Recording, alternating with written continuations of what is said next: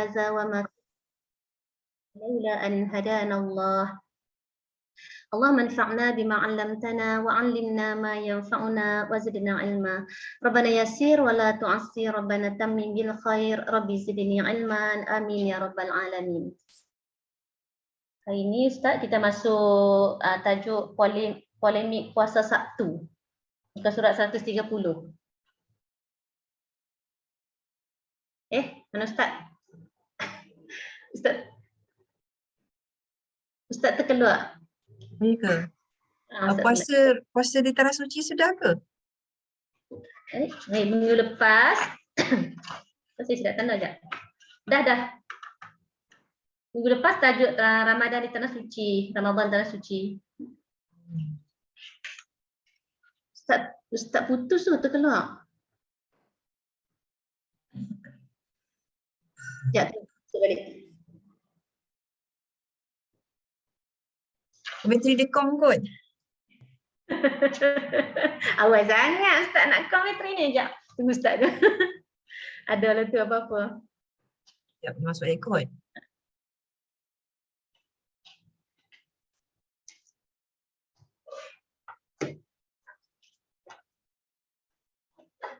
Mana Ustaz ni? WhatsApp lah kot.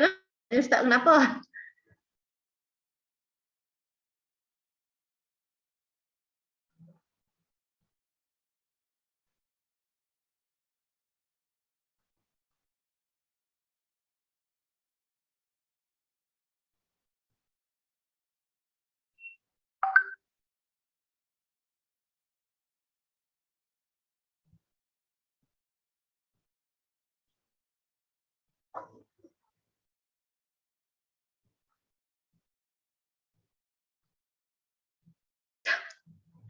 Okay, Ustaz masuk balik dah tu. Kat sudah.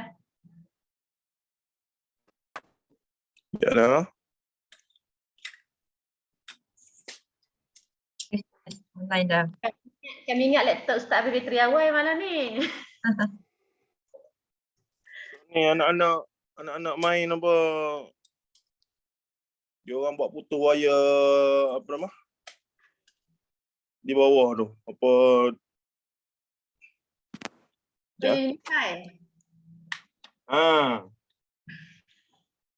Macam-macam.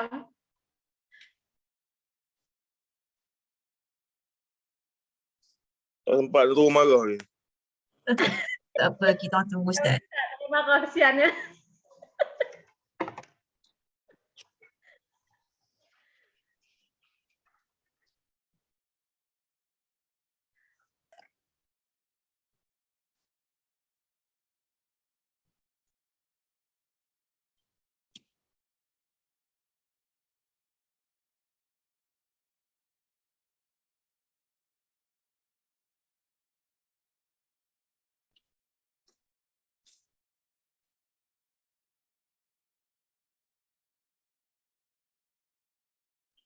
Dengar suara?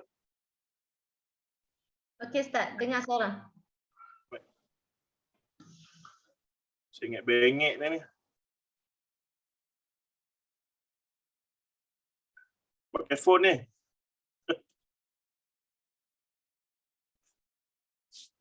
Baik, bismillahirrahmanirrahim. Assalamualaikum warahmatullahi taala wabarakatuh.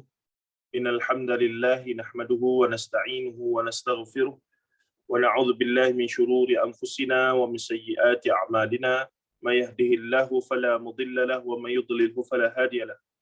Asyhadu an la ilaha illallah wa asyhadu anna Muhammadan 'abduhu wa rasuluh. Allahumma salli wa sallim wa barik ala Muhammad wa ala alihi wa sahbihi wa man tabi'ahum bi ihsanin ila yaumiddin, amma ba'd. Fa inna asdaqal hadits kitabullah wa khairal hadi hadi Muhammad sallallahu alaihi wasallam wa syarrul umuri muhdatsatuha wa kullu muhdatsatin bid'ah wa kullu bid'atin dhalalah wa kullu dhalalatin fin nar atau kama qala an-nabi sallallahu alaihi wasallam la nabiyya ba'd. Alhamdulillah, pertamanya mohon maaf atas betul-betul lepas tu cakap tadi tiba-tiba bunyi bising kat bawah.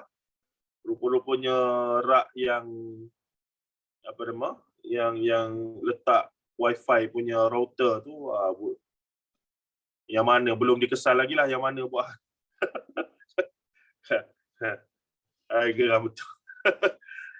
Baiklah, alhamdulillah ala kulli hal, terima kasih kepada semua. Saya tak dapat tengok nama seorang-seorang ya sebab guna handphone ni dia ni pun sengit-bengit ni. Saya punya stand pun dah lama tak guna sengit.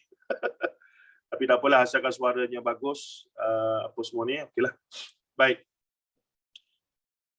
Kita masuk pada perbincangan yang sudah hampir ke penghujung antara topik-topik akhir. Walaupun agak teknikal, tapi ialah paling tidak kita pernah lalu perbincangan itu di telinga kita ya.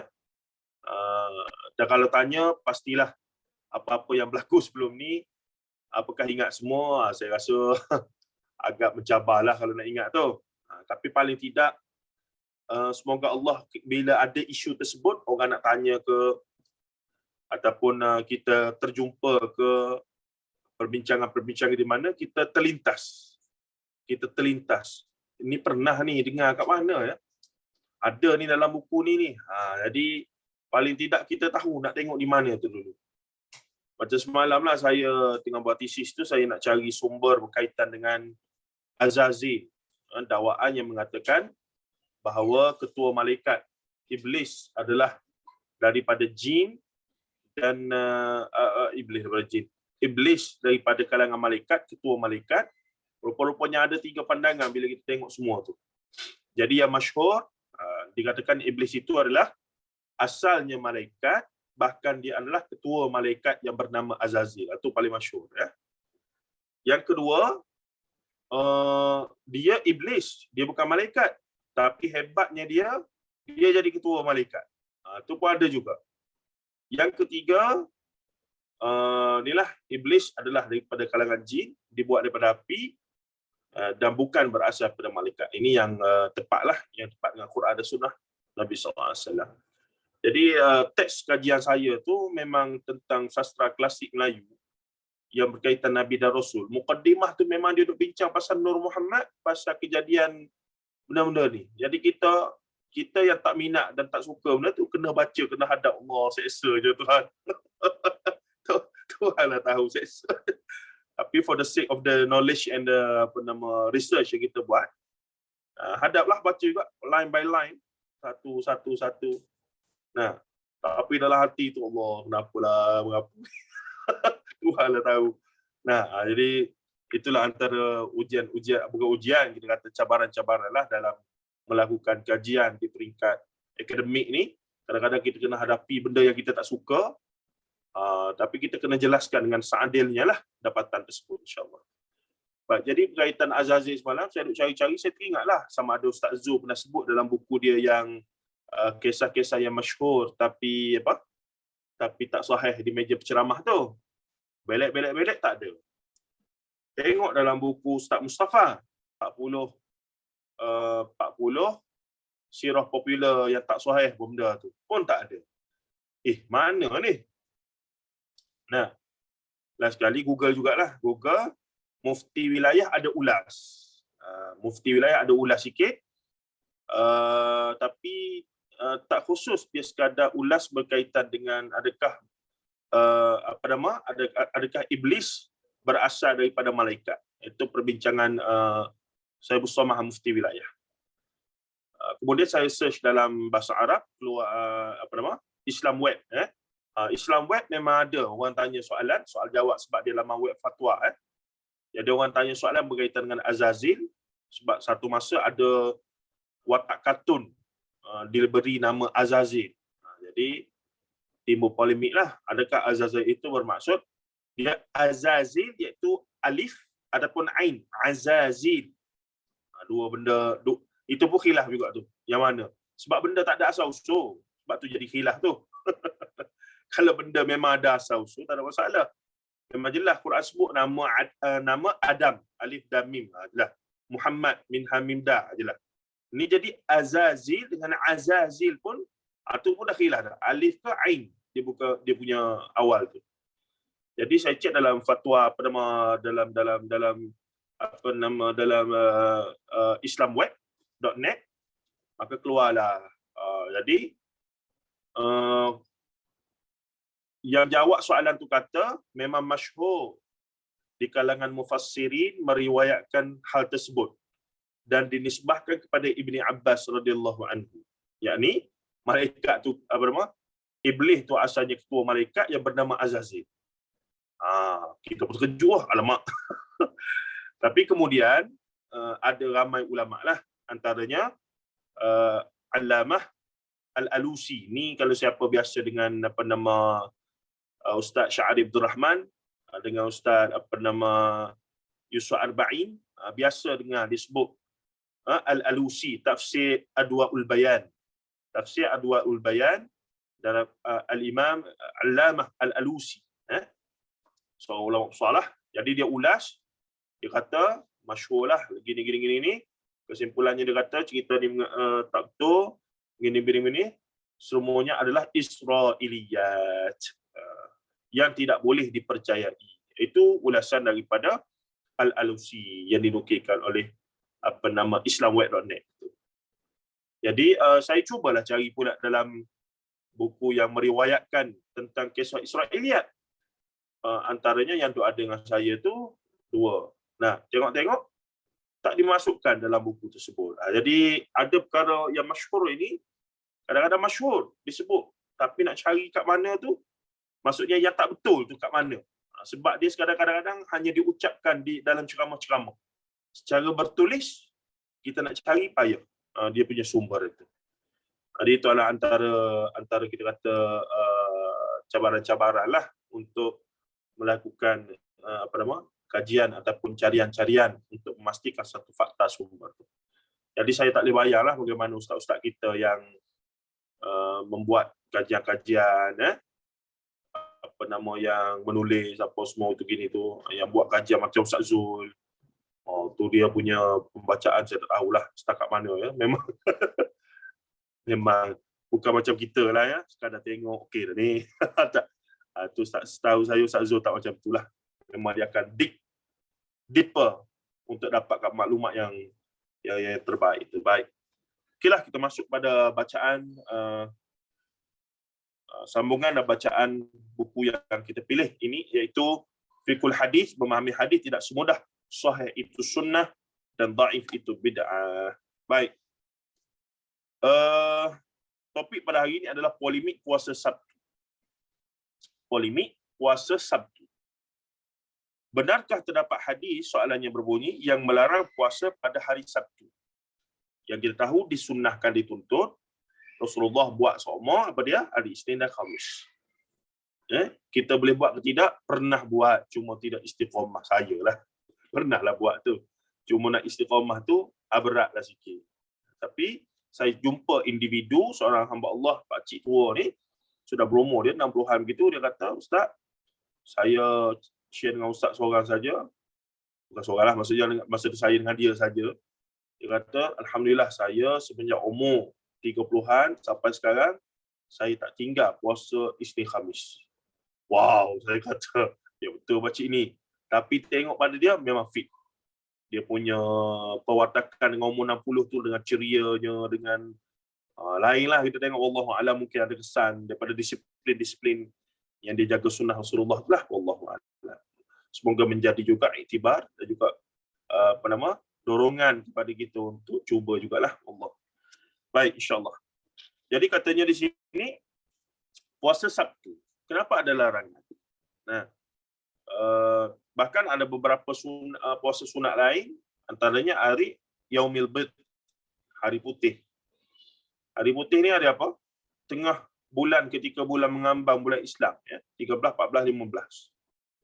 Ada lagi apa dia? Banyaklah puasa-puasa sunat ni. Puasa Ashura, pahala setahun ke depan. Antaranya amal soleh dalam 10 awal Zulhijjah, walaupun tidak dikhususkan untuk puasa, tapi siapa-siapa nak puasa, bahkan untuk qada yang dia tertinggal dalam Ramadan tempoh hari pun bagus. Puasa Nabi Daud, puasa selang sehari. Disebabkan ada larangan supaya tak boleh puasa secara wisal ataupun puasa direct hari-hari. Itu hanya untuk Rasulullah SAW. Banyak lagi lah hal-hal puasa itu. Cuma ada hari-hari yang diharamkan puasa, kita pun semua tahu. Cuma ada isu di sini pada hari Sabtu. Dia ada nanti pairing dengan hari Jumaat ke apa semua. Dia kalau nak puasa hari ni, kena dengan hari ni. Itu ada perbincangan sikit yang kita tengok dalam perbahasan ini. Saya pun ada diulas, ya. Ada orang tanya, kenapa tak boleh puasa hari Jumaat, ada hari Sabtu. Kalau nak puasa hari Sabtu, kena dengan hari Jumaat, supaya berbeza dengan puasa Yahudi. Nanti kita akan tengok. Baik, sebuah hadis menyebutkan larangan tersebut. Hadis itu diriwayatkan menurut Thawr bin Yazid, daripada Khalid bin Ma'dan, daripada Abdullah bin Bushr, daripada saudari perempuannya Rasulullah sallallahu alaihi wasallam bersabda, la tasumu yaumas sabti illa fi martaradallahu alaikum fa in lam yajid ahadukum illa liha'a inabatin aw 'uda syajaratin falyamdukhu. Artinya, janganlah kamu berpuasa pada hari Sabtu, melainkan puasa yang Allah fardukan ke atasmu. Yakni Ramadan apa semua tu tak ada isu lah. Jika salah seorang kamu tidak menjumpai apa-apa selain kulit pokok anggur atau ranting pokok, maka hendaklah ia mengunyahnya. Punyalah. Secara zahir teks ini dilarang sungguh-sungguh untuk berpuasa itu. Baik. Ada lag kah? Ada dengar tak? Ada lag kah? Ada lag sikit je, tapi dengar Ustaz. Okey. Saya teruskan, ya. Okey. Baik, Abdullah bin Bushr, seorang sahabat kecil, asgharus sahabah. Saudari perempuan beliau bernama As-Samma, juga seorang sahabat Nabi SAW. Hadis ini dimuskilkan oleh ramai ulama terdahulu, kata guru kami ini. Ibnu Syihab Az-Zuhri rahimahullah menilainya munkar. Malik berkata, ini dusta. Al-Auza'i berkata, aku terus menyembunyikan hadis ini, namun aku kemudian melihat ia telah tersebar. Imam Ahmad bin Hanbal radhiyallahu anhu berkata, hadis ini diriwayatkan oleh As-Samma, Yahya bin Sa'id sangat berhati-hati dengannya. Beliau menolak untuk meriwayatkannya kepadaku. Jadi banyaklah banyak isu-isu yang dibangkitkan oleh para ulama yang pakar dalam hadis tentang riwayat ini. Baik. Sedangkan ia diriwayatkan oleh siapa tu, dia nak nota kaki tu? Oleh dalam Sunan Tirmizi. Kalau kira-kiranya, takkanlah tak sahih. Imam Tirmizi tu kot. Tu biasa kita dengar. Nombor 744. Baik, beliau daripada sebelah ayah Ammah, riwayat lain daripada ayah beliau, riwayat lain daripada As-Samma, daripada Aisyah. An-Nasa'i menutup perbincangan dengan menyebutkan fatwa Abdullah bin Bushr sendiri yang tidak melarang ataupun menggalakkan puasa pada hari Sabtu. Riwayat tersebut daripada Abu Amir Abdullah bin Ghabir yang bermaksud, aku mendengar Thauban maula Rasulullah sallallahu alaihi wasallam ditanya tentang puasa pada hari Sabtu. Maula ni apa? Istilah maula biasa kita dengar Maula Ibnu Umar. Maula ni adalah bekas hamba yang dibebaskan tapi masih nak khidmat kepada tuan dia. Maka digelarkan maula. Yang hari-hari tu pun maula. Daripada Maghridi je. Mari senyum je tak? Mentang-mentang biasa. Mari senyum. Itu pun sudah ramai yang terpesona, ya. Baik. Kemudian katanya lagi apa dia? Jadi Thauban sendiri berkata, ditanya tentang puasa satu, dia kata, tanyakanlah kepada Abdullah bin Bushr. Apabila ditanya, Abdullah menjawab, puasa hari Sabtu tidak menguntungkan dan tidak merugikan. La laka wa la alaika. La laka wa la alaika. Tidak padanya dan tidak ada selain daripadanya. Maksudnya, tidak memberi, tidak buat pun tak apa, tak buat pun tak ada masalah. Itulah maksudnya. Nah, fatwa ini menyalahi kandungan hadis larangan puasa pada hari Sabtu yang dinisbahkan kepada beliau. Sedangkan puasa hari Sabtu tadi, larangan puasa Sabtu tadi dinisbahkan melalui riwayat beliau. Tiba-tiba ada fatwa beliau, bila ditanya dia kata tak ada masalah. Jadi ini berlaku tanakut, dia panggil. Tanakut ni pertembungan, pertembungan oleh individu yang sama pada dua pendapat. Maka apa yang berlaku adalah perkara ini menunjukkan bahawa hadis tersebut bukan berasal daripada beliau. Jadi guru kita ni kata kemungkinan besar lah, ataupun ini bermaksud dipakai pasti bahawa riwayat hadis tu bukan daripada perawi tadilah Abdullah bin Bushr. Sebab dia sendiri ada melarang hal tersebut. Tidak mungkin beliau menyalahinya, membandingkan riwayat dengan fatwa perawinya, salah satu metod kritik yang sah. Pakar hadis sering mengamalkan metod ini untuk melemahkan riwayat. Nah, saya menyimpulkan hadis ini lemah, kata guru kami ini. Saya sedar sesetengah ulama mutaakhirin dan semasa mensahihkan hadis ini. Akan tetapi penilaian ahli hadis mutaqaddimin selalunya lebih tepat dan lebih teliti. Ini kaedah Dr. Umar. Memang konsisten dia ya. Bahawa bila bertembung pandangan ulama mutaakhirin, kemudian abad ketiga hijrah dan ke atas dengan ulama-ulama hadis 300 abad pertama, maka Dr. Umar akan lebih berpegang bahawa pandangan ulama hadis 3 abad pertama adalah lebih kuat. Ini kaedah dia. Memang dia panggil manhaj lah. Dia panggil manhaj ihya mutaqaddimin. Menghidupkan manhaj kebenaran tentang hadis itu lebih kuat ada pada zaman awal Islam. Kerana alasannya adalah mereka pada zaman awal lebih menguasai, memahami, mendalami bidang hadis ni. Gitu. Baik, seterusnya. Jika begitu soalan, apa hukum berpuasa sunat pada hari Sabtu? Jawab soalannya, setahu saya, tiada seorang pun ulama terdahulu yang mengharamkan puasa pada hari Sabtu. Tidak ada yang mengharamkan. Jika kebetulan hari itu bertepatan dengan hari-hari yang digalakkan berpuasa seperti hari Arafah dan lain-lain, maka hukum puasa pada hari tersebut tetap sunat. Para ulama menolak hadis larangan berpuasa pada hari Sabtu dengan pelbagai hujah. Sebahagian daripada mereka melemahkan sanadnya. Sebahagian yang lain mengatakan hadis tersebut telah dimansuhkan. Sebahagian yang lain mentakwil kandungannya. Maksudnya memang ramailah ulama yang menganggap hadis larangan puasa Sabtu itu ada masalah. Para ulama menolak hadis ini kerana kandungannya dilihat bertentangan dengan hadis-hadis yang lain. Salah satunya hadis Ummu Salamah yang menceritakan bahawa Rasulullah SAW sering berpuasa pada hari Sabtu dan Ahad. Jadi Rasulullah ni, Ummu Salamah ni siapa? Isteri Rasulullah SAW. Apa peristiwa yang menarik tentang Ummu Salamah ni? Dia sangat cintakan suami dia yang asal, iaitu Abu Salamah, yang telah meninggal dunia dalam salah satu perang. Minta maaf, saya tak ingat perang mana.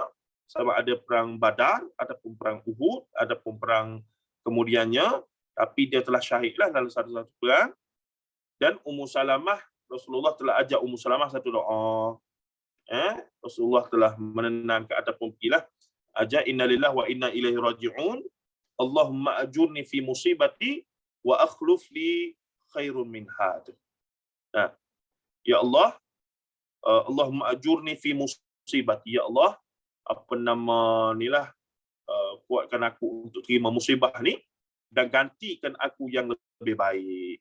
Bila Ummu Salamah menjadi janda, maka adalah sahabat-sahabat yang ingin meminang. Dan sahabat besar lah, bukan sahabat-sahabat kecil. Sayyidina Uthman, tak silap saya. Cuba cek balik. Adapun Abdurrahman bin Auf, sahabat yang hebat. Tetapi Ummu Salamah disebabkan dia sangat cintakan suami dia itu, iaitu Abu Salamah. Abu Salamah pun sangat baik, soleh, maka menyebabkan Ummu Salamah payahlah nak melupakan bekas suaminya itu. Nah, jadi apa berlaku kemudian?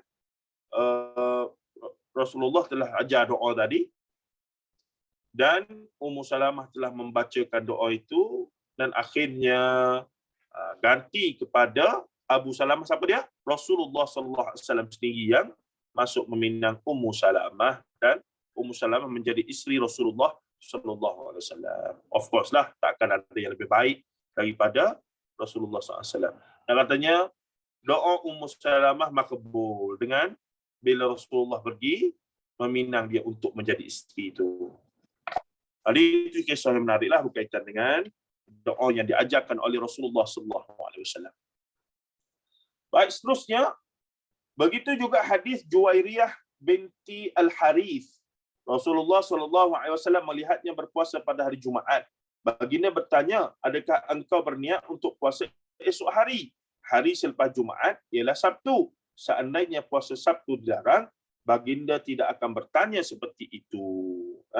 Hadis itu Sunan Abi Daud nombor 2422. Baik. Di atas tadi Ummu Salamah, ada riwayat yang menyebutkan Ummu Salamah meriwayatkan selalu Rasulullah berpuasa pada hari Sabtu dan Ahad. Kemudian antara ulama yang mengatakan bahawa hadis ini dimasukkan ialah Abu Daud dan Abu Bakar Al-Asram, kedua-dua murid Imam Ahmad bin Hanbal. Ni lagi inilah dia kata hadis itu telah dimasukkan. Tak ada dah larangan puasa hari Sabtu. Baik.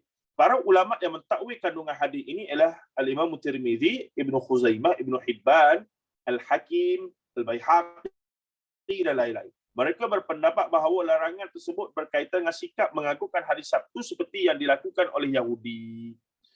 Abu Ja'far At-Tahawi berkata dalam Syarah Ma'anil Athar, jika hadis ini sahih, menurut kami larangan tersebut adalah untuk tidak makan, minum dan jima pada hari tersebut seperti mana Yahudi. Adapun jika seseorang berpuasa Sabtu bukan untuk mengagungkannya, bukan pula meniru Yahudi, maka perbuatan tersebut tidak dilarang. Pandangan mu'tamad dalam kalangan mazhab Hanafi, Maliki, Syafi'i dan Hambali ialah makruh berpuasa pada hari Sabtu bagi sesiapa yang tidak berpuasa sehari sebelum atau selepasnya. Ini ada perbincangan ni. Jika dihimpun dengan Jumaat atau Ahad, maka tidak makruh berpuasa pada hari Sabtu. Jadi kalau nak puasa hari Sabtu, sama ada kena puasa Jumaat dulu dan Sabtu, ataupun Sabtu dan Ahad. Dia kena kembar. Kalau tak, dia jadi makruh kalau Sabtu saja.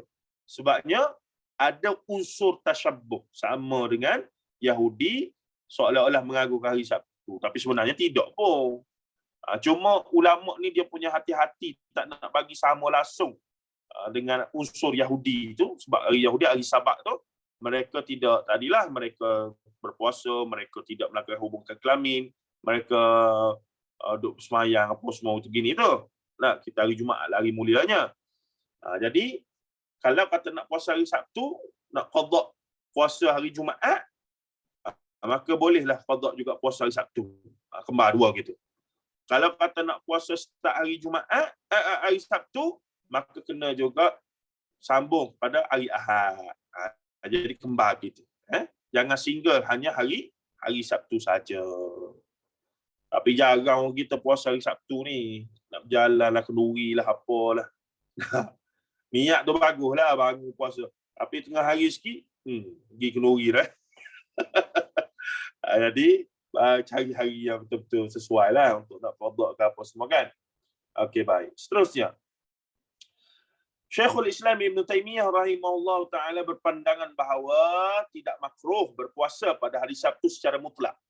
Sama ada dihimpun dengan hari lain ataupun tidak kerana sesuatu sebab ataupun tidak.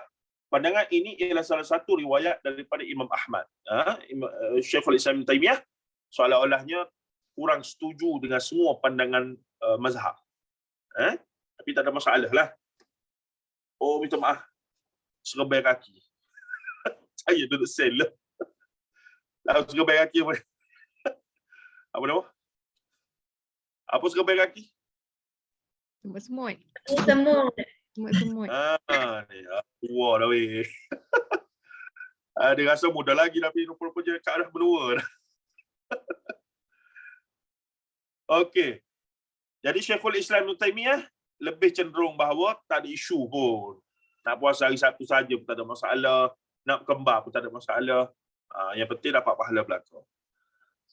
Jadi Syekh Nasiruddin Al-Albani rahimahullah taala antara ulama moden, ulama hadis zaman moden kita ni yang memiliki pandangan yang berbeza. Beliau berfatwa bahawa puasa Sabtu dilarang walaupun bertepatan dengan hari-hari mulia seperti hari Arafah, Ashura dan lain-lain. Ni kata Imam Padma Al-Albani ni hebat, sangat hebat. Cuma ada beberapa fatwa dia dari sudut fiqh. Biasanya ulama fiqh tinggalkanlah sebab dia menyalahi jumhur yang ramai ada seumpamanya. Tapi tidaklah mengurangkan kehebatan dia dalam usaha dan sumbangan dia dalam bidang hadis yang hebat itu. Beliau menilai kesahihan hadis Abdullah bin Bushr yang telah dibincangkan sebelum ini. Bagaimanapun fatwa beliau mendapat tentangan ramai ulama semasa. Semoga Allah merahmati para ulama kita. Jadi kalaulah tiba-tiba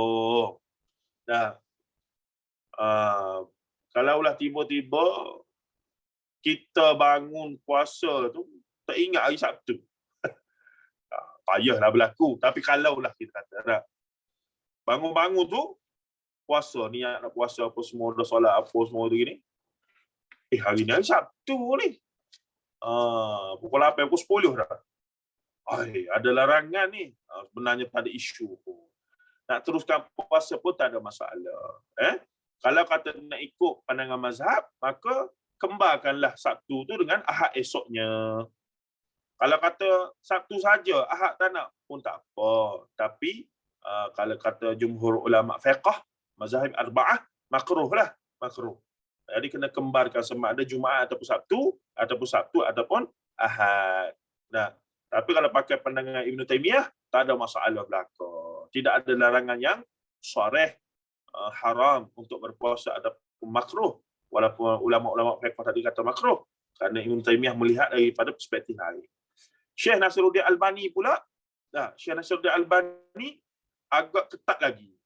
Dia kata memang larangan tu dia cenderung riwayat hadis yang melarang tadi adalah sahih. Riwayat Abdullah bin Bushr itu, bahkan jika tiba-tiba hari itu jatuh pada hari Ashura ke hari apa pun bagi dia tak wajar puasa. Tu agak kita kata agak ketat dan agak menyalahi jumhur ulama lain. Saya ulang balik, Syekh Nasir Albani ini kita hormati dan kita sanjungi sumbangan beliau dalam keilmuan hadis, tapi dalam bab-bab gini sewajarnya kita meneliti dan pilih pandangan yang lebih kuat dan lebih mendasar lah untuk dipraktiskan. Baik. Habis kita bab ni. Laju malam ni sampai segebai kaki pun. Okey, terus. So Ustaz, maksudnya kalau kita apa pun makruh, tapi kalau kata nak ikut pandangan yang selain daripada jumhur 4 mazhab tu boleh jugalah. Maksudnya tak payah kembarkan dengan hari lain. Dengan syarat kita tahulah. Kita tahulah perbincangan tadi. Jadi kalau ada orang tanya kita, contohnya orang pelik lah, semalam awak puasa ke Sabtu? Lepas tu dia tanya, hari Jumaat semalam awak puasa ke tak? Tak. Esok awak nak puasa ke? Tak juga. Tak boleh macam tu. Kita pun jangan bergaduh dengan dia. Tak apa kot. Tak apa kot. Yalah, tapi tak apa. Kata kalau saya larat esok ataupun tak ada isu, tak ada apa-apa. Memang saya niat nak puasa esok Ahad. Cuma kalau tiba-tiba, yelah kita tadi kan dah orang ajak kenduri lah tiba-tiba. Orang tak suka jambu lah, apalah, macam-macam lah Sabtu Ahad kan. Jadi ni bila macam menjadi salah besar pula, Ustaz, bergaduh. Itu yang kita tak nak tu, dia jadi macam satu, tak boleh ni, kena ni. Dia, tapi kita pun nak terangkan tu kena berhemah jugalah. Saya memang niat nak puasa esok ni, Ahad. Tengoklah keadaan macam mana. Jadi orang-orang lama ni jangan dirintangi anginnya, itu bahaya. Jadi kita iyakan saja dulu, iyakan saja. Nanti lagi berangin. Kita katakan, ya insya-Allah saya memang niat nak puasa esok. Memang semalam Jumaat saya tak puasa, tapi saya niat esok lah. Cuma sebut gitu je, memang nak puasa, selesai masalah. Kalau kita nak puasa tak puasa tu sebab kita dah belajar ni, senyap je lah. Tak boleh saya belajar, boleh, tak ada masalah, tak haram pun. Panjanglah ceritanya tu. Kan dia buka kitab dia pula. Dia call ustaz dia masa tu, video call pula apa semua, panjang gitu. Ada ya. Tapi itulah kita ni Terus belajar keluar satu. W kan.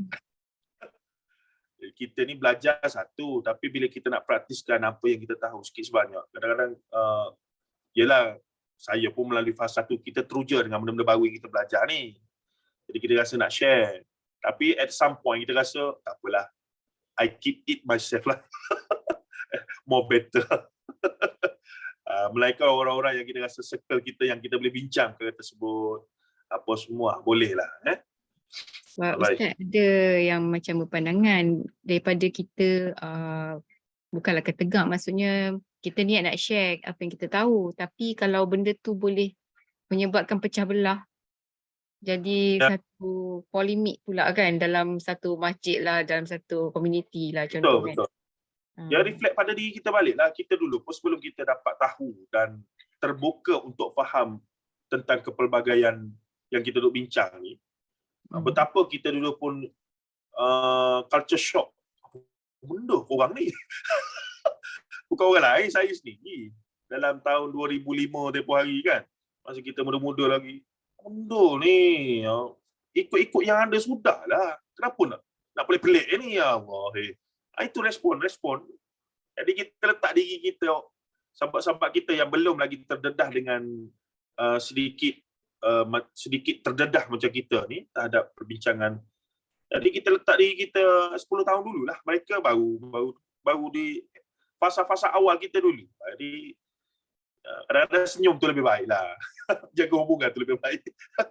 Senyum, jaga hubungan. Lagi putus ukhuwah lagi susah.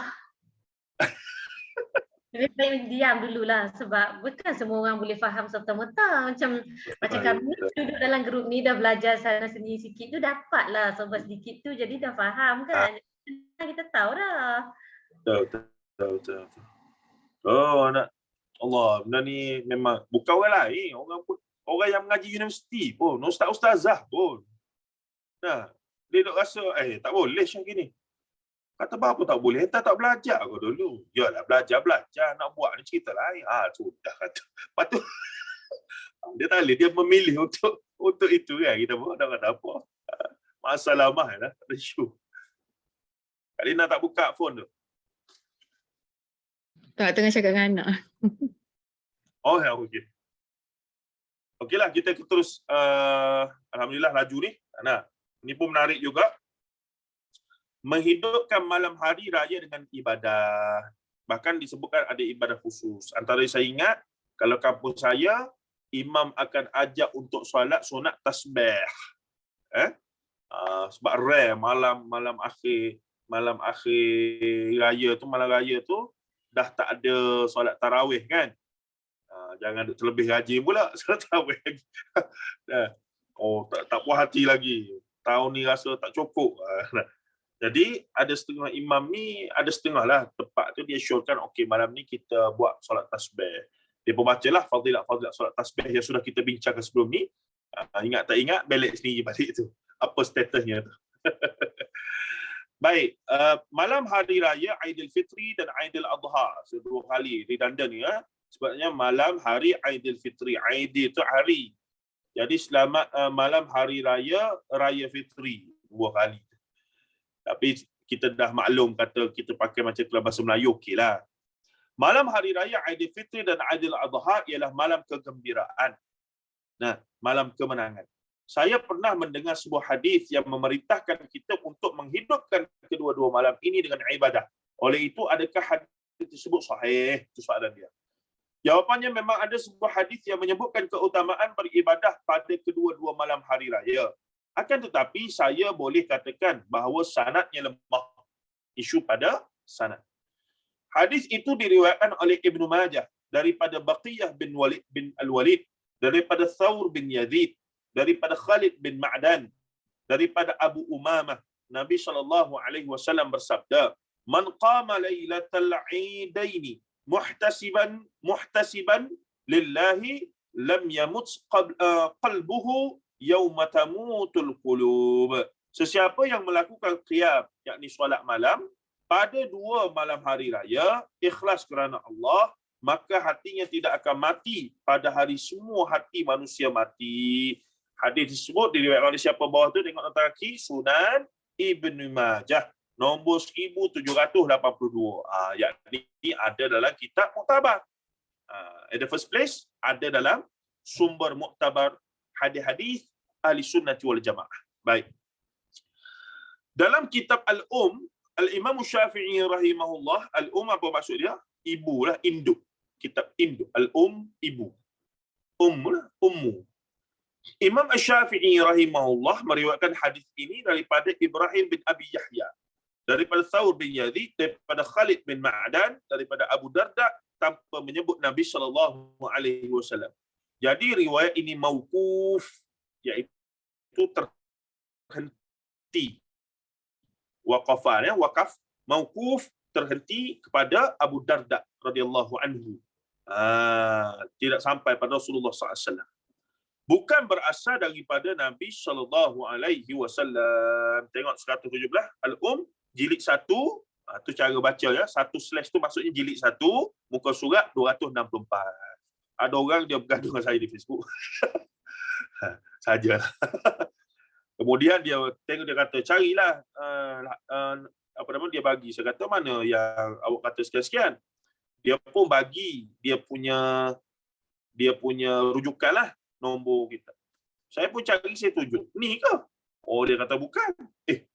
Awak bagi kaedah, bagi rujukan ni betul ke tidak? Rupa-rupanya dia copy paste daripada kertas kerja mana-mana ya. Jadi dia yakin bahawa adalah tu, dia tak tengok sendiri pun lagi. Jadi dia dengan yakin kata, ni dalam ni ada ni, dalam ni ada. Isu ni lah, isu apa nama Nur Muhammad ni lah. Jadi dia kata ada dalam tu. Kita kata dalam ni kok mana ada, ni ayat lain ni. Awak guna kemungkinan cetakan yang berbeza. Sebab ada cetakan, contoh tafsir Ibnu Katsir, ada yang 5 jilid. Ada yang 3 jilid, contoh mungkin kita kata, tabak mana? Terbitan mana? Jilid ke berapa? Sebab tu penting bila dinukilkan rujukan, maka kaedah akademik kita kena nyatakan tahun terbit, jilid ke berapa, muka surat berapa, cetakan ke berapa. Sebab setiap cetakan, setiap syarikat berbeza-beza. Jadi kadang-kadang itu yang jadi tuntang-tuntang bergaduh kiri kanan, rupa-rupanya rujukan yang berbeza. Sumber rujukan itu berbeza. Allahu Akbar. Baik. Katanya lagi di sini, apa dia tu? Baqiyah, seorang perawi yang berasal daripada Hum ataupun Syams yang terkena mudallis. Apa dia mudallis ni? Tadlis. Mudallis, banyak istilah ni. Mudallis ni dia macam mudallis ni apa nak sebut Mudallis ni kalau Dr. Zaimi dia bagi contoh, ada seorang perawi ni, dia rawikan satu hadis seolah-olah dia berada dalam majlis tersebut. Tapi dia sebenarnya tak ada pun dalam majlis tersebut, mendengar direct daripada guru yang mengajar. Dia sekadar ambil daripada orang yang pergi dalam majlis tu. Dia ada unsur macam, kalau bahasa Kelantan panggil spelek sikit lah. Macam unsur tadlis ni, macam unsur, apa bahasa Melayu yang sesuai, helah sikit, ada helah sikit di situ. Dia dakwa benda yang sebenarnya tak ada pun. Tapi dia ada masa tu.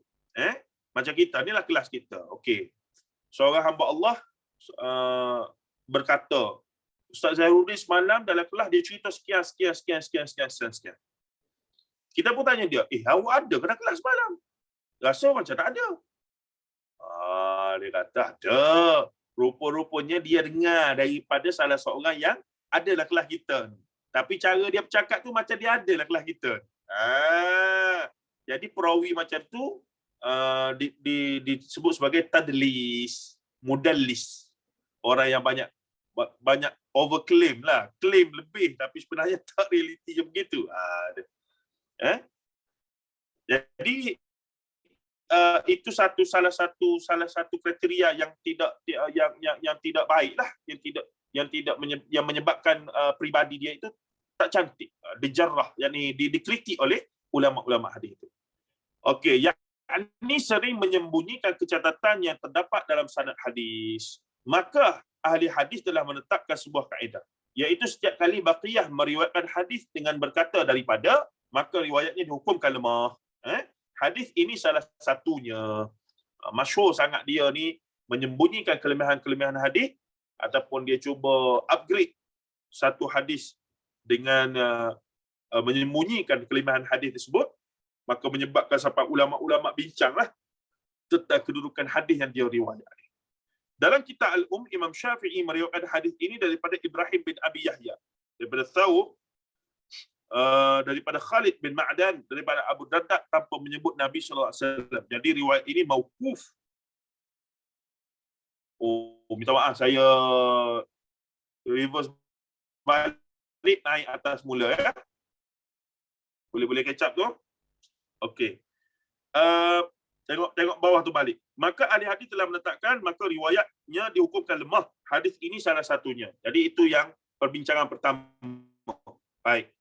Yang kedua, dalam kitab sebab Imam Syafi'i pun riwayatkan juga hadis dalam kitab tu, Imam Syafi'i meriwayatkan hadis ini daripada Ibrahim bin Abi Yahya, daripada Thawb bin Yazid, daripada Khalid bin Ma'dan, daripada Abu Darda, tanpa menyebut Nabi SAW.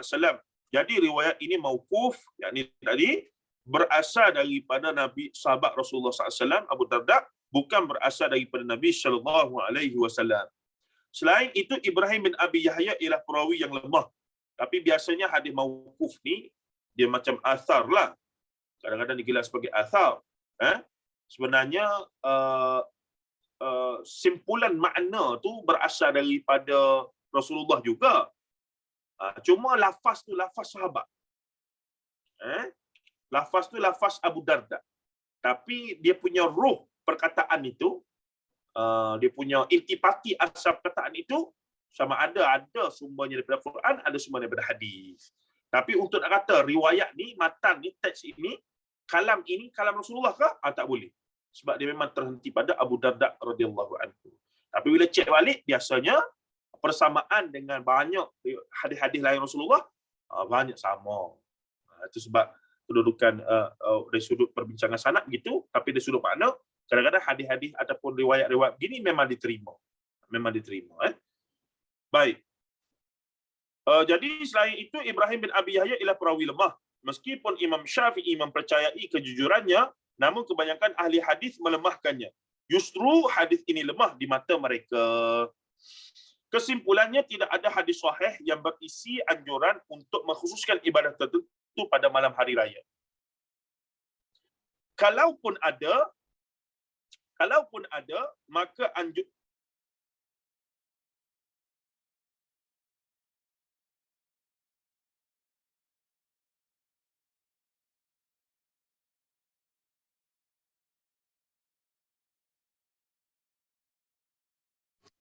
Ustaz dah hilang. Hai, tengah climate ni. Dia memang dah time dia mesti dah. Betul lah kan? Macam mana ni? Tak pakai Kawasan phone. Ustaz tu tak stabil internet saya rasa. Lah selalu macam tu, dia selalu. Tahu apa ni orang tengah announce ni, kawasan mana ni? Sungai Buloh. Ustaz, line tak okey kot. Bateri dia dah. Macam PM tepi. Ustaz masuk balik tak? Dah, Ustaz masuk dah. Ustaz masuk balik dah. Lah macam-macam orang telefon. Ada orang call. Apa dia? Oh, putus kan Ustaz jawab. Memang dah. Saya nak dekat end call. Tiba-tiba dia end call kita pula. Saya nak end call dia tu. Macam-macam. Tapi tak apalah. Baik, kita sambung sikit. Kesimpulannya, tidak ada hadis sahih berisi anjuran tadi. Kita dah baca. Baik, soalan seterusnya, jika hadis ini lemah, adakah itu bermakna kita dilarang untuk menghidupkan malam Aidilfitri dan Aidiladha dengan solat atau ibadah-ibadah lain? Dari sudut hadis, terbukti bahawa hadis itu lemah lah. Hadis itu bermasalah. Sama ada riwayat Al-Um Imam Syafi'i sendiri ataupun daripada hadis daripada Ibnu Majah tadi. Baik.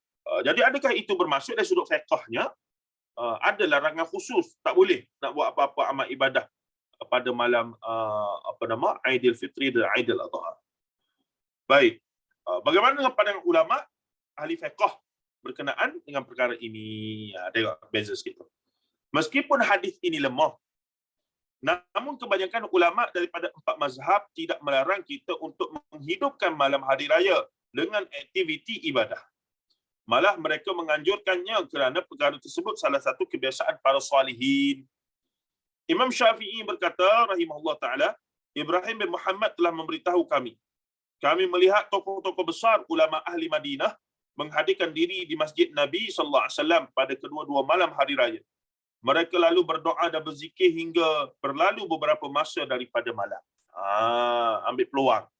Nah, tapi adakah buat secara berjamaah, secara khusus, ada ibadah-ibadah khusus? Tak ada.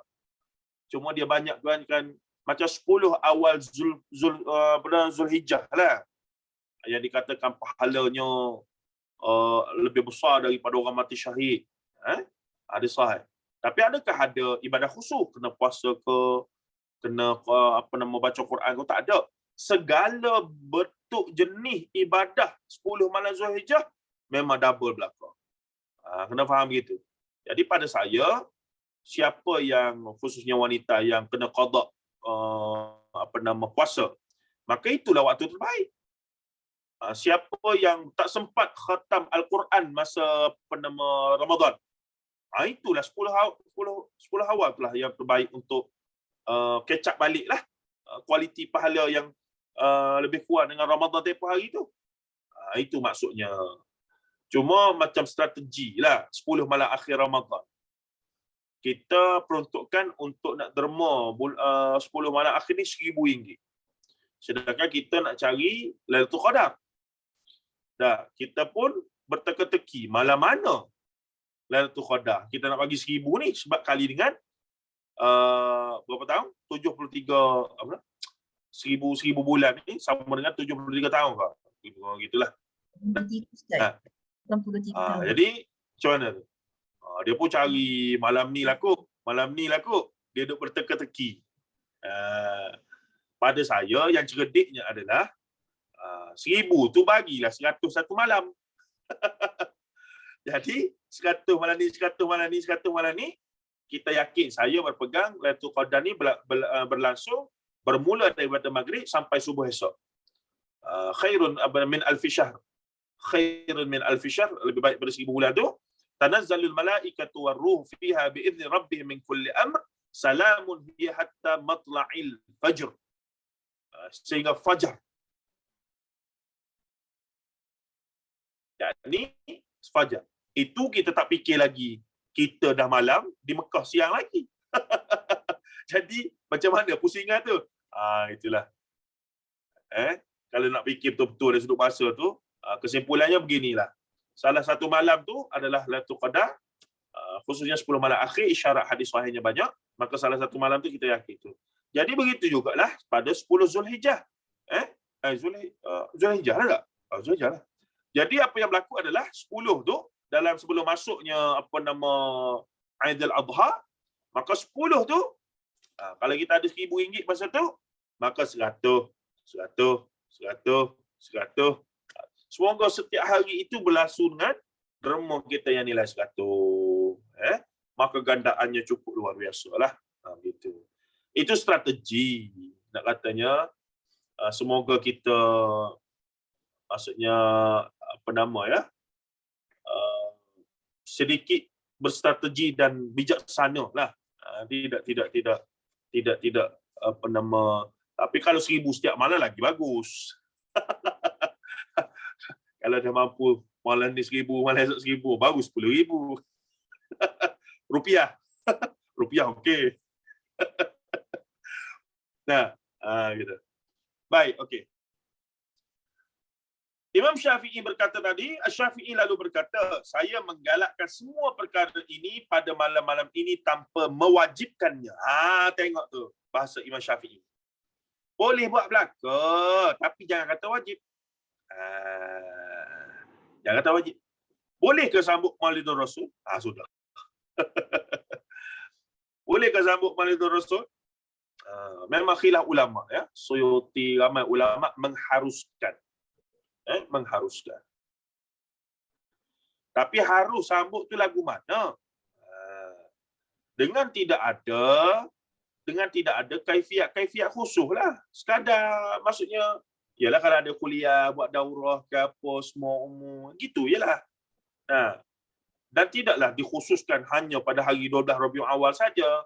Kalau tak sesuai boleh extend hujung minggu depan. Dia isunya idhafah, menetapkan satu amalan yang tidak ada secara khusus. Itu kesalahan besar tu, dia jadi bid'ah idhafiyah. Dia panggil bid'ah idhafiyah. Benda baru yang agama tak tetapkan, kita tetapkan. Apatah lagi, na'udzubillah, satu masa nanti sambut Maulidur Rasul 12 Rabiul Awal, ada solat sunat Maulidur Rasul. Na'udzubillah min zalik.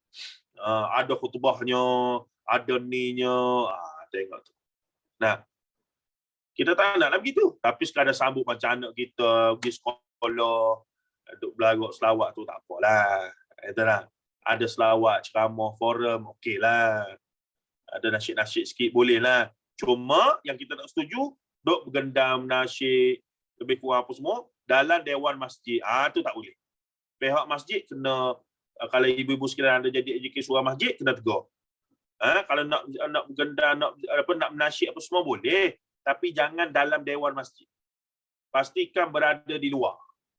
Di anjung ataupun di luar. Ada stage khas di luar. Tu nak nasyid kau, nak bergendang kau, nak berapa kau, fadal. Dah. Dengan kadar lah, dengan kadar yang sesuai lah. Adapun dalam dewan masjid, janganlah bawa muzik-muzik tersebut. Yang membezakan agama Islam dengan agama yang lain, kita punya ruang solat ibadah kita tidak ada muzik. Kristian ada muzik, Yahudi ada muzik, Hindu ada muzik, Buddha ada muzik. Tiba-tiba kita pun nak tambah juga gendang apa semua. Na'udzubillah. Janganlah. Tapi atas unsur kebudayaan, nak ingatkan Rasulullah melalui nasyid-nasyid apa semua, secara umum diharuskan oleh para ulama lah. Asalkan tidak berlakunya pengkhususan. Mesti tu tak boleh lah. Tak boleh. Perempuan qasidah apa semua tu okeylah, moci-moci okey je. Cuma tanya apa maknanya tu? Bukan makcik-makcik, ni perempuan makeup tebal ni, betul mata panjang. Istighfar. Kita tanya apa maknanya tu? Tak tahu pun, dia nak baca je. Lepas tu saya di surau kami ni lah, Makmuriyah ni, macam saya sebut tempoh hari, kita cuba bawa budaya baru. Benda tu bergantung pada pemimpin lah, ketua siapa, AJK surau, dia punya pengurusi, minat ke mana. Macam kami yang itu, kadang-kadang sambut apa, tak ada masalah. Saya tidaklah keras sangat dalam bab ni. Cuma why not kita buat benda yang lebih bermanfaat? Apa dia? Jom kita buat satu majlis, khatam 40 hadis, pagi sampai petang. Tengah hari kami golek 2 ekor. Ramai mari. Kami golek punya pasal. Dan kalau kata selawat, nak buat majlis selawat, daripada pagi sampai petang kita dengar hadis tu, entah berapa ribu kali kita selawat. Allahumma salli ala Muhammad. Qala Nabi sallallahu alaihi wasallam. Rasulullah sallallahu alaihi wasallam. Allah, berapa banyak tu kita selawat. Sebab itulah kata sebagian ulama, guru saya sebut, ayat Quran yang menyebutkan innallaha wa malaikatahu yusalluna 'alan nabi ya ayyuhalladzina amanu sallu 'alaihi wa sallimu taslima. Innallaha wa malaikatahu, sesungguhnya Allah dan malaikat selawat pada Nabi. Ya ayyuhalladzina amanu sallu 'alaihi wa sallimu taslima. Wahai orang-orang yang beriman, selawatlah pada Nabi, semoga kamu pun diselawatkan juga. Jadi selawat di situ antara lain ulama kata adalah arahan untuk kita banyakkan majlis-majlis ilmu yang berterahkan hadis-hadis Nabi SAW. Kerana dalam majlis ilmu hadislah antara lain banyaknya selawat disebutkan. Sebab tu kalau siapa ada kuasa, kita kata ya, ada pengaruh AJK Muslimat ke, ketua wanita UMNO ke, ketua ketua Muslimat PAS ke, ketua apa lagi? Amanah apa dia? Aku tak tahu juga, tak kerti. Dia orang ni macam-macam. Ketua-ketua ni lah. Kalau di tempat kerja tu jadi ketua bakit lah, ketua persatuan wanita lah, apa semua, dia boleh ada pengaruh untuk mencorakkan budaya. Sebab tu penting juga ada apa nama apa nama kita panggil? Mengesyorkan diri untuk jawatan-jawatan begitu tu. Biar ada momen kita bawa budaya baru untuk kita tunjuk sebenarnya boleh kalau tak belagak, tak menyanyi, tak menasyid, tak ada masalah pun. Tak adalah mati pun. Boleh je. Nah, kita bawa majlis-majlis ilmu yang lebih bermanfaat lah, insya-Allah. Baik, akhir sekali katanya di sini. Imam Nawawi rahimahullah taala berkata dalam majmu', yakni majmu' syarah mazhab Asy-Syafi'i dan Azhar, ulama-ulama Syafi'i menggalakkan untuk menghidupkan malam hari raya dengan ibadah meskipun hadisnya dhaif, sebab sebagaimana yang telah saya jelaskan dari awal kitab, hadis-hadis kelebihan yang di fadail selalu diringankan dan diamalkan meskipun ia lemah. Hadis lemah diamalkan adalah fadailul amal dan targhib wa tarhib, motivate dan demotivate. Dengan syarat, dengan dawabit, 3 syarat utama hadis dhaif. Yang pertama, kena ada dulu riwayat yang sama dalam Quran dan hadis, dalam nas yang kuat. Yang kedua, tidak terlalu lemah, tidak terlalu dhaif. Maksudnya dia punya kecacatan tu tidak terlalu teruk sangat. Yang ketiga, tidak boleh iktiqad ia adalah kalam Rasulullah secara jazam. Tak boleh kata, ya Rasulullah sebut ni gini, tak boleh. Adalah riwayat kata Rasulullah sebut, kena guna, dipanggil sirah tamrid, lafaz yang menunjukkan bahawa macam berlapik sikit, tidak direct kata, ya betul Rasulullah sebut gini. Itu cara guna hadis dhaif. Cara guna. Antara yang guna hadis dhaif ni adalah Imam Al-Bukhari sendiri. Dia ada kitab Al-Adabul Mufrad. Ada hadis dhaif lah tu. Kita tak tahu lah hadis dhaif. Tapi kita kata dengan disiplin. Tak boleh main-main gitu. Menurut Ibn Rajab Al-Hambali rahimahullah ta'ala, terdapat 2 riwayat daripada Imam Ahmad tentang perkara ini. Satu riwayat tidak menganjurkannya sebab tidak dilakukan oleh Nabi SAW dan para sahabat. Riwayat kedua menganjurkannya kerana dilakukan oleh seorang ulama tabi'in yang bernama Abdul Rahman bin Yazid bin Aswad. Demikian penjelasan Ibn Rajab dalam kitabnya Lataiful Ma'arif. Ini pun kitab yang hebat ya. Lataiful Ma'arif ni adalah amalan sepanjang tahun 12 bulan Islam berdasarkan hadis-hadis sahih yang dikumpulkan oleh Ibn Rajab Al-Hambali rahimahullah taala berdasarkan hadis-hadis sahih. Telaga Biru telah terjemahkan kitab ini dengan besar dan cantik. Saya syorkan semua orang ada buku ni, sangat bermanfaat untuk fokus kepada amal-amal berdasarkan bulan-bulan. Bulan ni bulan apa kita ni sekarang? Bulan Muharram kah? Rabiul Awal kah? Habis dah Rabiul Awal? Rabiul Akhir dah ni. Jadi apa amalan-amalan yang berdasarkan hadis sahih yang Rasulullah ada sebut amalan yang perlu diutamakan dalam bulan ini? Itu kitab Lataiful Ma'arif dan pengarang dia bermazhab Hambali. Jadi beda-beda. Dah. Bagaimanapun ulama mazhab Hambali setelah memilih riwayat kedua, mereka menganjurkan untuk menghidupkan malam hari raya dengan ibadah. Antaranya Imam Ibnu Muflih dalam kitab Al-Furu'. Perkara yang sama dilakukan oleh ramai ulama mazhab Hanafi, antaranya Imam Ash-Shurun Bulali dalam kitab Maraqil Falah. Namun menurut beliau salat sunat pada malam hari raya ini hendaklah dilakukan bersendirian di rumah. Tak boleh lah buat jemaah-jemaah. Kita ni masalah beri buat jemaah belakang. Menangis pun jemaah juga. Menangis pada malam, buat solat tahajud, menangis ramai-ramai. Jemaah juga. La ilaha illallah. Kalau tak jemaah, tak keluar mana air mata. Macam mana tu? Boleh lah. Berjemaah solat sunat ini ada riwayat hadisnya Rasulullah dah buat. Nah, tetapi yang terbaik adalah kita buat sendiri seorang-seorang. Rasulullah dalam kebanyakan keadaan, Rasulullah solat sunat mesti sendiri. Hatta qabliyah ba'diyah Rasulullah buat di rumah. Cuma praktikalnya hari ni orang lelaki nak pergi solat jemaah di surau masjid, saya pernah lah cuba buat. buat dulu 2 rakaat sebelum subuh. Kemudian banyak kalilah selepas jadi masbuk muafiq di surau. Jadi kena pergi awal solat di surau tu lah senang sebab rumah kita ni bukan macam rumah Rasulullah. Rumah Rasulullah selok kain saja selok kain jumpa Rasulullah, selok kain jumpa Rasulullah. Berat begitu tapi hakikatnya rumah Rasulullah memang lakoh saja selok kain. Dalam riwayat lain Rasulullah pernah apa dia? Rasulullah pernah beriktikaf di masjid, dalam masjid. Tapi Rasulullah hulur kepala dalam rumah, Aisyah sikat rambut Rasulullah. Maksudnya, body dia, punggung dia tu dalam ruang masjid. Hulur kepala belakang sikit, dah rumah Rasulullah. Aisyah duduk tunggu sebelah tu. Romantik gitu. Kita jangan duduk buat di masjid kita tu. Tu bukan rumah kita, masjid. Tak pasal duduk buat di masjid, tak boleh. Suami isteri apa semua tu. Baik. Seterusnya, solat ini tidak boleh dilakukan di masjid-masjid secara berjemaah kerana tidak diamalkan oleh Nabi SAW dan para sahabat. Okey. Itu kata pandangan imam-imam mazhab Hanbali yang mutaakhir. Baik, akhir sekali di sini, selain ibadah solat, adakah bentuk-bentuk ibadah lain yang baik untuk kita lakukan pada kedua-dua malam raya itu? Ya, ada beberapa ibadah lain yang boleh kita lakukan. Bentuk ibadah yang paling disukai pada kedua-dua malam ini tentu sahaja takbir.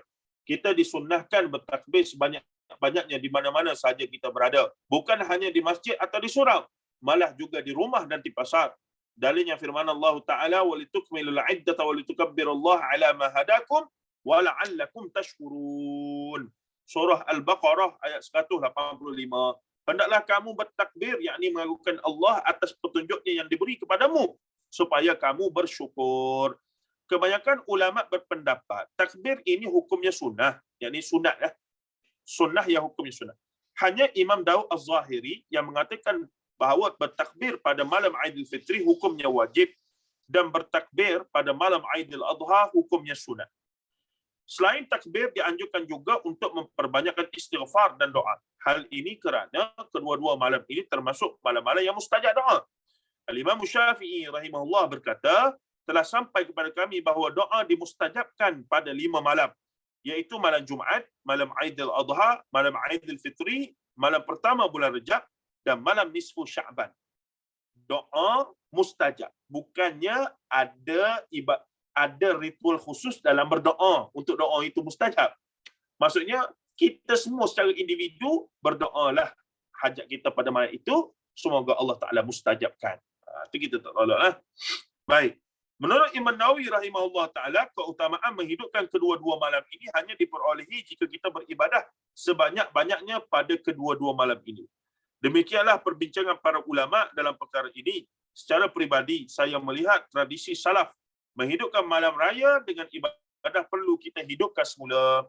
Terutama dalam konteks masyarakat kita yang sangat materialistik dan cenderung melihat hari raya dari sudut kacamata barat. Bagi mereka, hari raya adalah hari beraya, bukan hari ibadah.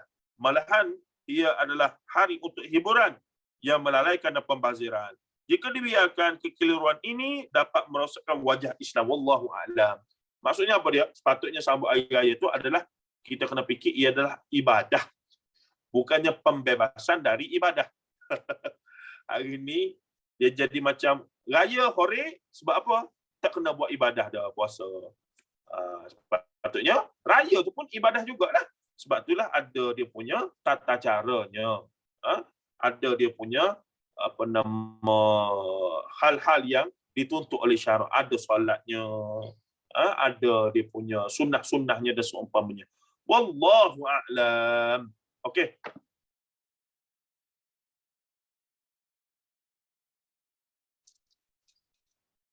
Ada soalan ke? Saya tak baca langsung dalam chatbox ni. Payah nak tengok. Sekejap, saya akan tengok. Tangan jadi besar, salah tekan nanti keluar pula. Sekejap. Jaga. Tak ada. Okey. Kalau tak ada soalan, saya share sikit lah berkaitan dengan PRU. Tak payahlah, masing-masing besar ada fikir sendiri lah belakang. Aku pun tak tahu dah. Aku pun tak tahu lepas aku siapa ni. Tahu kawasan Sungai Buloh. Siapa Ustaz? Saya alamat Kelantan lagi rupa-rupanya. Hari tu rasa dah minta tukar. Cek Kelantan lagi. Teruk betul. Bagilah panduan sikit Ustaz. Nak pilih. Sungguh. Panduan tak panduan pun jujurnya memang tak tahu. Saya sendiri keliru. Memang keliru sungguh. Memang keliru sungguh trik ni. Trik hari tu tak keliru macam ni. Yang ni memang Allah Akbar. Tahulah. Payah-payah aku ambil challenge sendiri. Selalunya Tapi Ustaz. Tapi pada Ustaz, perlu ke tak perlu kita mengundi? Kalau kata kewajipan itu sangat perlulah. Maksudnya tak kira siapa juga calon yang bertanding tu masih perlu mengundi lah Ustaz kan? Okey, gini. Ini berdasarkan apa yang saya tanya guru-guru saya dululah. Ada seorang dia lebih melihat kita pilih calon yang berwibawa. Maksudnya calon tu calon yang pada kita, penilaian kita dia okey lah. Serba-serbinya okey. Nah, tetapi dalam konteks demokrasi berparlimen kita ni, kalau calon tu baik macam mana pun, kalau parti dan kumpulan dia tak menang, tak boleh ubah apa-apa dasar. Nah, jadi akhirnya memilih calon yang daripada parti yang akhirnya boleh membentuk kerajaan yang kukuh, itulah yang paling relevan. Soalnya siapa yang kukuh sekarang? Semua aduhai. Memang keliru lah. Memang jujurnya saya sampai hari ni pun dengan kawan-kawan tak reti nak congak lagi. Tengoklah macam mana. Sebab dia orang ni, orang politik ni saya tengok mutakhir ni mereka tak kira dah. Mereka kira bertanding dulu, siapa nak bertanding sendiri ke, 4 penjuru ke, 5 penjuru ke, 10 penjuru ke. Lepas PRU siapa menang baru kita bincang lagu mana. Dia dah kira macam tu lah sekarang. So kita ni apa benda sebenarnya kita ni? Jadi antara calon yang baik tadi dengan pemilihan kumpulan yang paling kita kata boleh bawa kestabilan lah. Di situ dilemanya. Cuma sebelum ini kita mendengar perkataan beberapa orang tokoh ni, dia kata non-Muslim yang macam mana bahasanya, non-Muslim yang baik lebih baik daripada Muslim yang korup. Dan tapi Doktor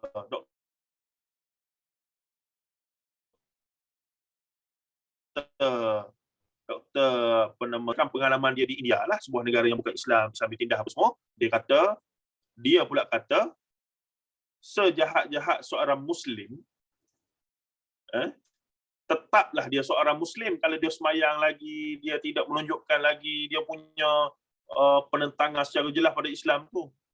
Walaupun dia korak macam mana pun, dia semayang bang lagi. Kita pula boleh ke lagu tu? Di situlah akhafud dararain. Betul lah tu. Memang kita nak guna kaedah tu sekarang Kak Lina. Akhafud dararain tu antara dua darurat tu. Masalah sekarang mudarat belaka ni. Itulah tu, semua mudarat macam mana. Masa mulut buaya keluar mulut rimau. Wallahu alam, saya memang tak ada pandangan lah. Memang saya masih lagi tak ada pandangan. Selepas ni. Wallahu alam. Cuma berkaitan dengan kes, saya dah cerita dah sebelum ni, berkaitan dengan amalan ataupun budaya satu masa dulu, iaitu solat tahajud ramai-ramai di masjid kan.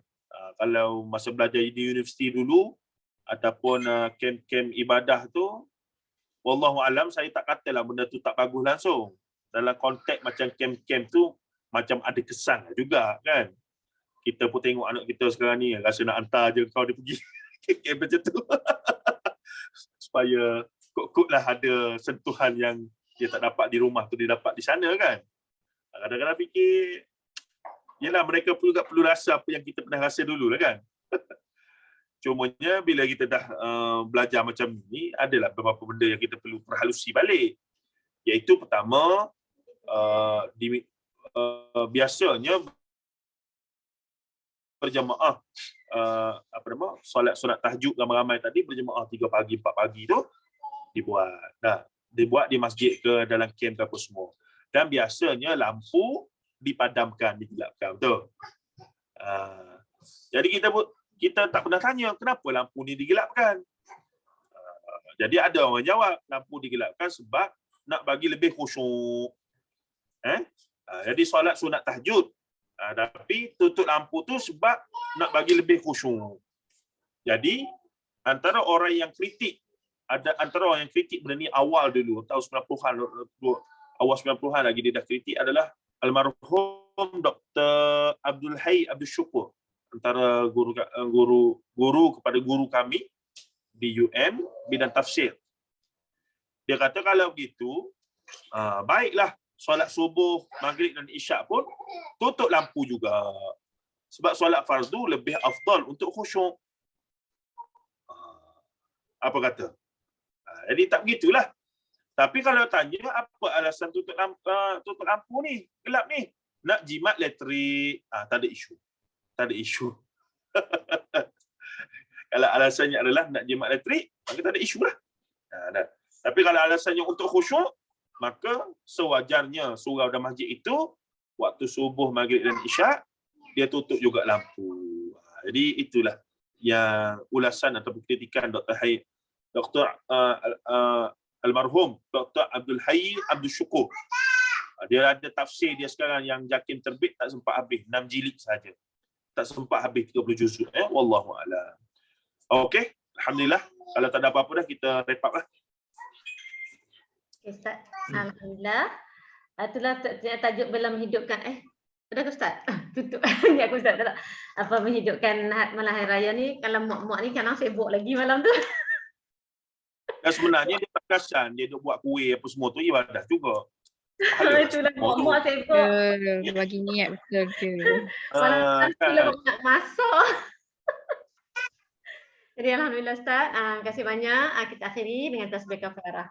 Subhanakallah. Allah bihamdika la ilaha illa anta astaghfiruka wa atubu ilaika wal 'asri innal insana lafi khusr illa allazina amanu wa amilus salihati wa tawasaw bil haqqi wa tawasaw bis sabr. Baik, assalamualaikum warahmatullahi Waalaikumsalam. Terima kasih Ustaz. Terima kasih Ustaz. wabarakatuh. Terima kasih semua. Ya, Kak Syuja nanti mengundi dekat Balatul Razak. Wan Azizah tadi tu yang nampak yang daripada ni, tapi yang dia punya tilawat tak tahu lagi siapa. Tengoklah macam mana nanti, insya-Allah lah. So kita tangguh besok kuliah kita. Dengan itu kasih pagi ni malam ni dengan lepas. Assalamualaikum warahmatullahi wabarakatuh. Terima kasih semua. Waalaikumsalam warahmatullahi wabarakatuh.